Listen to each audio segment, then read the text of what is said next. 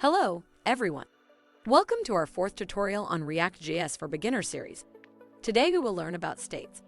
If you're a new ReactJs developer, a JavaScript developer, or even a beginner web developer, then you're in the right place.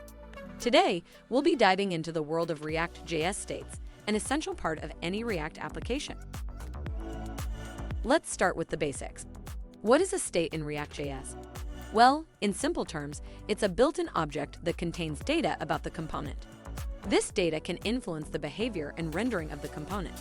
Understanding how to use state effectively is a key skill for any React developer. Now, why do we use states?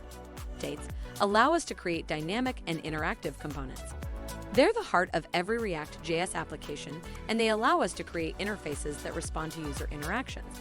This is a powerful tool that can take your applications to the next level. Let's look at an example. Suppose we have a button in our application. We can use the state to track whether the button has been clicked or not. Once the button is clicked, we can update the state, which in turn will update our component. This is just a simple example, but it illustrates the power of states. Let's see that button example in action. First, we will create a state. Creating a state is quite easy. Here is the way we create states in any ReactJS application. UseState is built in React function, so we have to import it from React. IsClicked is a state which holds the data, and we passed false in UseState. That means the default or initial value of this state will be false.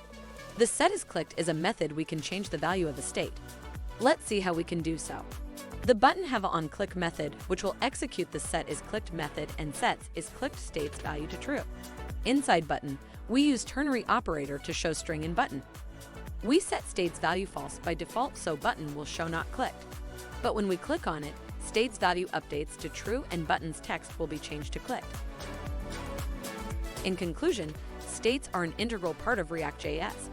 They allow us to create dynamic and interactive components, making our applications more user-friendly.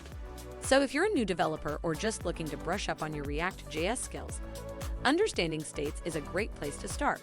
That's all for today's tutorial. Thanks for watching and happy coding!